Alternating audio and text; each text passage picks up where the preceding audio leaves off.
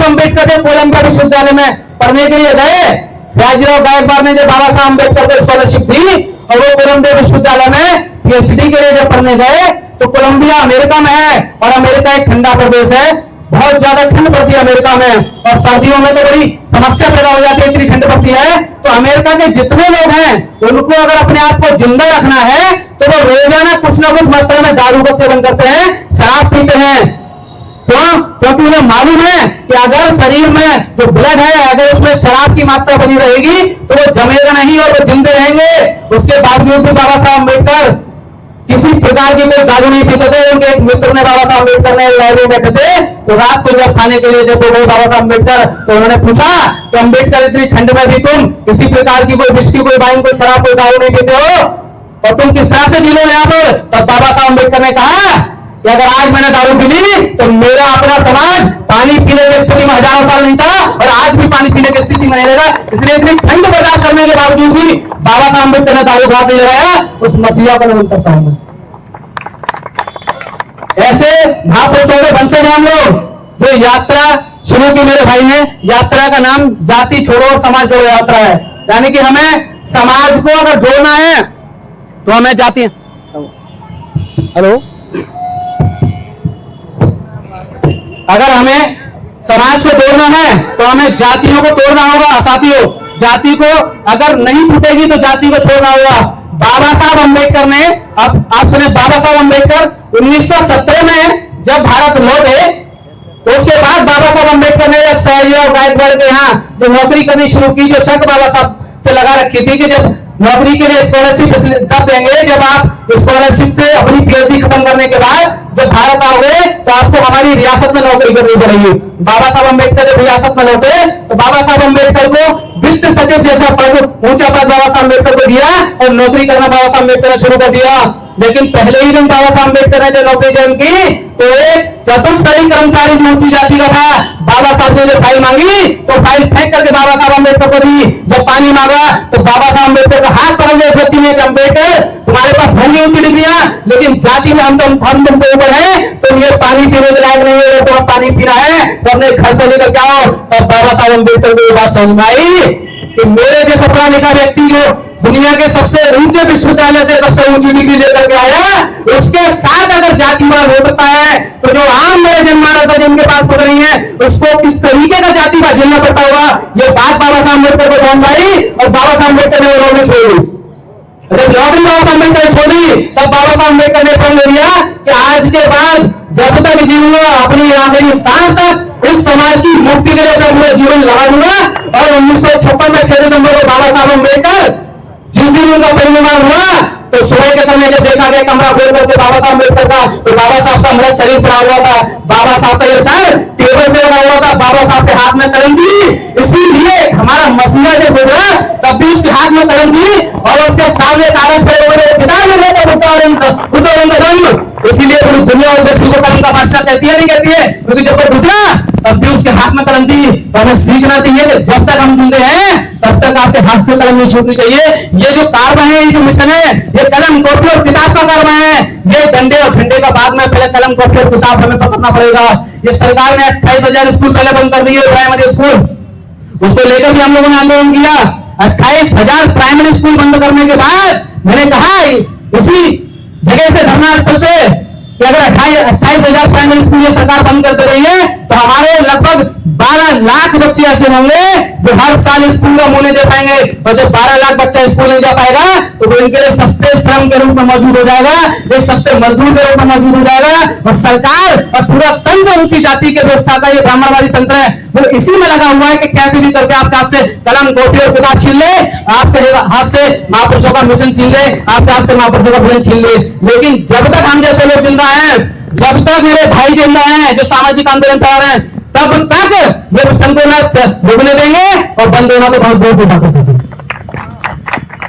बाबा साहब को जब समझ में आ गया कि जाति की व्यवस्था बड़ी खतरनाक है, तो बाबा साहब ने जो प्रण ले लिया कि अब मुझे पूरा जीवन इस समाज की मुक्ति के लिए लगा देना है, तो बाबा साहब ने सबसे पहले कोशिश करनी शुरू की कि ऊंची जाति के लोग इस बात के लिए राजी हो जाएं कि वो दलितों को, पिछड़ों को, जो वंचित समाज था उसको उनके हक और अधिकार देना शुरू कर दें। तो बाबा साहब जितने भी ऊंची जाति के समय संगठन बने हुए थे उनसे मिले और बाबा साहब ने कहा कि ठीक है, मैं और मेरा पूरा समाज इस बात को भुलाने के लिए तैयार है कि तुमने 3000 साल से ज्यादा हमारा शोषण किया, लेकिन मैं अब भी चाहता हूं कि आज कम से कम आप मेरे समाज को गले लगा दो और इनको बराबरी का अधिकार देना शुरू कर दो। लेकिन बाबा साहब की बात वो लगातार वो लोग मान्य स्वीकार करते रहे, लगातार मान्य स्वीकार करते रहे। बाबा साहब ने 1927 में महान सत्याग्रह किया, 20,000 से ज्यादा लोगों को ले जाकर के पानी पीने का अधिकार दिलाया और बाबा साहब ने वहां कहा कि मेरी लड़ाई पानी पीने की नहीं है और ऐसा भी नहीं है कि हमारे पास पीने के लिए साफ पानी नहीं है, मेरी लड़ाई बराबरी की है कि ऊंची जाति के लोग जिस तालाब पर जिस कुएं पर पानी पीते हैं, मेरा वंचित और छोटे समाज भी उसी कुएं और जिस तालाब पर पानी पिएगा। ये बराबरी की लड़ाई है, न्याय की लड़ाई है, ये लड़ाई है। मेरी लड़ाई को पानी पिलाने की लड़ाई नहीं थी। बाबा साहब उसके बाद मंदिर के लिए आंदोलन करना किया बाबा साहब ने। तो 1930 में जब नासिक में गए कालाराम मंदिर में, तो गेट जब कालाराम मंदिर का बाबा साहब अम्बेडकर ने खटखटाया तो 20,000 लोग बाबा साहब अम्बेडकर के पीछे खड़े हैं और उन्होंने गेट खटखटाया नासिक में कालाराम मंदिर का और अंदर से पुजारी निकला और उसने कहा था कि अम्बेडकर तो अछूत समाज से हो, तो मैं और तुम्हारे पूरे समाज को इस मंदिर में घुसने की आजादी नहीं है। तब बाबा साहब अम्बेडकर ने पीछे अपने लोगों की तरफ देखा और ये कहा कि मैं तुमसे पहले ही कह रहा था कि मेरी लड़ाई मंदिर में प्रवेश कराने की नहीं है, मेरी लड़ाई बराबरी की है। और आज तुम आंखें खोल करके देख लो कि जो लोग तुम्हें मंदिर में घुसने की इजाजत नहीं दे सकते वो तुम्हें कलम कॉपी किताब IAS IPS कलेक्टर प्रोफेसर वकील डॉक्टर इंजीनियर विधायक सांसद मंत्री मुख्यमंत्री कैसे बनने देंगे। तो ये लड़ाई बराबरी की है, लड़ाई न्याय की है और जितने अधिकार हैं वो मांगने से नहीं मिलेंगे, छीनने से मिलेंगे। साहब ने कहा कि मांगने से भीख मिलती है, अधिकार छीन के मिलेंगे। कैसे मिलते हैं? छीन कर मिलते नहीं मिलते हैं। उसके बाद बाबा साहब को ये बात समझ में आ गई कि इन लोगों से किसी प्रकार की दया याचना करना, इन लोगों से किसी प्रकार की विनती करना कि वो मेरे लोगों को स्वीकार कर लें, ये व्यर्थ है। बाबा साहब को जब लगा कि सारी कोशिशें मेरी बेकार हो गई हैं, तब बाबा साहब अम्बेडकर ने 1935 में महाराष्ट्र के येवला में ये कहा अपने भाषण में कि मैं हिंदू धर्म में पैदा हुआ, ये मेरे बस में नहीं था, लेकिन हिंदू धर्म में मरूंगा नहीं, ये मेरे बस में है। और उसके बाद लगातार बाबा साहब ने 21 साल तक बौद्ध धर्म का अध्ययन किया और 1956 में दुनिया का सबसे बेहतरीन धर्म हमें देकर के गए और ये बता करके गए कि दुनिया के किसी भी कोने में खड़े होकर के आप बोल देना कि मैं बौद्ध हूं, पूरी दुनिया आपको जानेगी, पूरी दुनिया आपको पहचानेगी। बाबा साहब ने कहा आप उस धर्म से क्यों जुड़ना चाहते हैं, उसने हजारों साल पर शोषण किया, आप उस धर्म से क्यों जुड़ना चाहते हैं जो आपको बराबरी सम्मान और न्याय की बात नहीं करता, आप उस धर्म से क्यों जुड़ना चाहते हैं जो समानता समता भाईचारे की बात नहीं करता, आप उस धर्म से क्यों जुड़ना चाहते हैं जिसको पूरे भारत में भी लोग नहीं जानते। मैं तुम्हें ऐसे धर्म से जोड़ करके जा रहा हूं, ऐसे धर्म से जोड़ करके जा रहा हूं जिसे 1/3 से ज्यादा दुनिया मानती है, अपने देश में चलाती है, 1/3 से ज्यादा देश बौद्ध धर्म के हिसाब से चलते हैं। दुनिया का चौथा सबसे बड़ा धर्म है बौद्ध धर्म। बाबा साहब ने कहा कि जिस दिन इस देश के ऊंची जाति के धर्म के लोग आपको परेशान करेंगे, दुनिया के सारे बौद्धों का एक होगा तो तुम्हारी मदद करेंगे। ऐसा धर्म बाबा साहब ने करने दी, बहुत कोशिश कर रही बाबा साहब ने, लेकिन जाति की दीवारों को बाबा साहब जब नहीं तोड़ पाए तो वो एक बात समझ गए कि भारत में जाति व्यवस्था को तोड़ना बहुत मुश्किल है। इसका तर्क भी दिया बाबा साहब ने कहा तो भारत से जाति खत्म नहीं होगी। क्यों? क्योंकि भारत में जो जाति व्यवस्था है वो बाहर से छोड़ी गई चीज नहीं है। भारत में जाति व्यवस्था उन्हीं धर्म ग्रंथों में शामिल है जिन धर्म ग्रंथों से हजारों साल से भारत चलता आ रहा है। बाबा साहब ने कहा कि ऋग्वेद जो सबसे पहला ग्रंथ है उसी में सबसे पहले वर्ण व्यवस्था आ गई। बाबा साहब ने कहा अगर वो चाहते तो उसके 500 साल बाद 3 वेद और लिखे गए, यजुर्वेद सामवेद अथर्ववेद लिखे गए। अगर वो लोग चाहते तो उस व्यवस्था को उन तीनों वेदों में 500 साल बाद खत्म कर देते, लेकिन उन्होंने उस व्यवस्था को बराबर उन वेदों में लिखा। उसके बाद उपनिषद लिखे गए 108, उनमें भी इस व्यवस्था को रखा, स्मृतियां लिखी गई उसमें भी लिखा। और बाबा साहब ने कहा कि प्राचीन भारत तो छोड़ दो, मध्यकाल में जब तुलसीदास पैदा हुआ तो उसने बजाय उस व्यवस्था को खत्म करने के या बराबरी की बात करने के उसने 4 लाइन और जोड़ दी तो घोर गमार शूद्र पशुनारी और सकल ताड़ना के अधिकारी। कहा या नहीं कहा? तो बाबा साहब ने कहा इस व्यक्ति ने और 4 लाइनें जोड़ दी दलितों के, विषयों के, वंचितों के क्षेत्र में। तो बाबा साहब ने कहा यह समाज कभी भी अपने लोगों को, हमारे लोगों को कभी बराबरी नहीं देगा, कभी न्याय नहीं देगा। तो हमें बराबरी के लिए इनसे लड़ने की क्या जरूरत है। बाबा साहब ने कहा मैं क्यों अपने संसाधन, क्यों अपनी ऊर्जा, क्यों अपना समय, क्यों अपना धन इनसे लड़ने में, जाति को तोड़ने में खर्च करूं, जबकि वही समानता, वही भाईचारा, वही आजादी मुझको दूसरा धर्म वैसे ही देने को तैयार है, तो मैं क्यों अपनी ऊर्जा खर्च करूंगा। इसलिए 1956 में बाबा साहब अम्बेडकर ने अपने 5 लाख अनुयायियों के साथ मिलकर के बौद्ध धर्म की दीक्षा ले ली और हम सबको बौद्ध धर्म दे सके। बनाया कि नहीं बनाया? आप लोग, हम बौद्ध तो हुए लेकिन अधूरे बौद्ध हो गए। कैसे बौद्ध हो गए? अधूरे है या नहीं है? बाबा साहब अम्बेडकर ने जिस समय बौद्ध धर्म ग्रहण किया उस समय भारत में सिर्फ 18 लाख बौद्ध थे। कितने? 18 लाख बौद्ध। 5 लाख बौद्ध बाबा साहब अम्बेडकर ने 14 अक्टूबर 1956 को बनाए। उसके अगले दिन बाबा साहब ने 3 लाख बौद्ध बनाए। उसके अगले दिन बाबा साहब ने कार्यक्रम करके 3 लाख बौद्ध बनाए। 3 दिन में बाबा साहब अम्बेडकर ने 12 लाख बौद्ध तैयार किए। 12 लाख लोग। और बाबा साहब ने खुद कहा कि अगर मैं 2 साल भी अगर जिया तो इस भारत में 5 करोड़ बौद्ध तैयार होंगे। और मैं अगर कहता हूं कि बाबा साहब के मिशन को हम लोगों ने समझ लिया होता तो इस भारत में आज 10 करोड़ बौद्ध हो गए। और बौद्धों की ताकत इतनी मजबूत होती कि सम्राट अशोक के शासन के लिए हमें दोबारा से तलवार उठाने की जरूरत नहीं पड़ती, हम कलम से अपना काम कर देते, कलम से ही अपना काम कर देते। 10 करोड़ बौद्ध होते।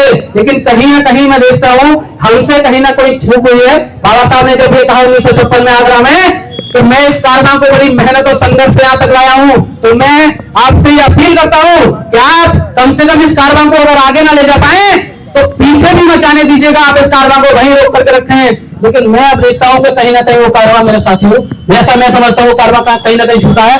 अगर वो कारवा नहीं छूटा होगा तो मेरे जैसे प्रोफेसर लोग जिनका काम स्कूल कॉलेज में पढ़ाना लिखाना है, जिनका काम किताबें लिखना है, पेपर लिखना है, बच्चों को पढ़ाना है, वो यहाँ खड़े होकर के मंच पर आपके सामने भाषण नहीं दे रहा होता, उसका काम स्कूल कॉलेज में पढ़ाने का।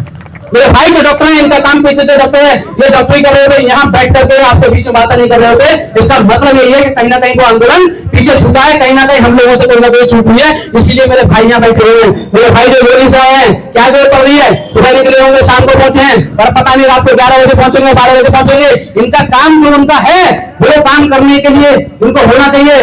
लेकिन वो इस कारनामे में मजबूती से अपनी भूमिका अदा कर रहे हैं। क्यों? क्योंकि उनको भी समझ में आ रहा है कि बाबा साहब अम्बेडकर का मिशन कहीं ना कहीं हमसे छूटा है, कहीं ना कहीं हमसे छूट हुई है।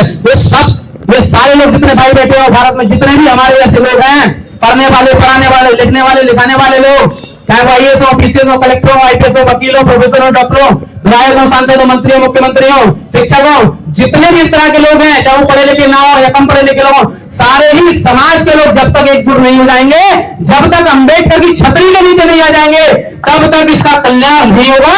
ये आप सोच करके बैठे हो, समझ करके बैठे। मेरी बात को याद रखना चाहती हूँ, ज्यादा समय नहीं लूंगा, लंबा हो जाएगा, बहुत समय पहले हो चुका है। और आपसे मैं पुनः एक अपील करूंगा कि हम ज्यादा मेहनत जातियों को तोड़ने पर ना लगाएं। बाबा साहब ने लिख दिया कि आप जाति को नहीं तोड़ पाएंगे, भारत में आपके पास कहीं नहीं है। तो जब जाति को नहीं तोड़ पाएंगे तो जातीय संघर्ष से आपको लड़ना पड़ेगा।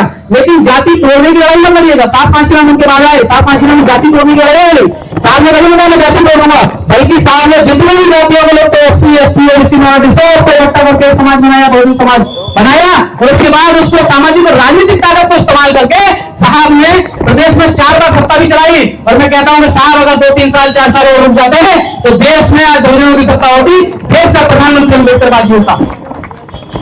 तो हमें जातियों में न बंटने की जरूरत है, न जाति तोड़ने की लड़ाई करने की जरूरत है। हमें सिर्फ अपने लोगों को, मेरे लोगों की संख्या इस देश में 100 करोड़ से ज्यादा है। वंचित समाज के जो लोग हैं, दलित, पिछड़े, आदिवासी और माइनॉरिटी समाज के लोग हैं, उनकी आबादी देश में 100 करोड़ से ज्यादा है। तो मुझे उनसे जाति के आधार पर लड़ने की जरूरत नहीं पड़ेगी। मैं तो जिस दिन अपने लोगों को अपनी बात समझा जाऊंगा, उसी दिन देश में अम्बेडकरवादी प्रधानमंत्री होगा और उस व्यवस्था को हमेशा के लिए बदल देंगे। ज्यादा मेहनत करने की जरूरत नहीं है, हमें बस अपने ही लोगों को समझा ले जाना है। संख्या हमारी ज्यादा है और शासन जोर से चलता है। बाबा साहब ने कहा कि मैंने ऐसी व्यवस्था कर दी है कि अब राजा रानी के पेट से पैदा नहीं होगा, अब बैलेट पेपर से पैदा होगा, ईवीएम मशीन से पैदा होगा। और ईवीएम मशीन का मतलब है वन पर्सन वन वोट और वन वैल्यू, एक व्यक्ति एक वोट और एक उसकी कीमत है। रिक्शा चलाने वाला व्यक्ति, ढकेल लगाने वाला व्यक्ति भी एक वोट डालेगा, और देश का प्रधानमंत्री, राष्ट्रपति भी एक ही वोट डालेगा। ये ताकत बाबा साहब ने दी। और बाबा साहब ने कहा कि हम 100 करोड़ लोग हैं, जिस दिन मैं अपने समाज को समझा ले जाऊंगा 100 करोड़ लोगों को, उस दिन मुझे उनसे लड़ने की जरूरत नहीं पड़ेगी। उस दिन स्वतः ही हमारी सरकार बन जाएगी। जिस दिन सरकार में कोई अम्बेडकर समाजवादी अगर बैठ गया देश की सबसे ऊंची कुर्सी पर, उसी दिन पहली कलम से काम होगा। याद रखिए मेरी बात को, तो जाति की व्यवस्था को या तो खत्म कर देंगे या जातिवाद को मानने वाले लोग खत्म हो जाएंगे। जय हिंद।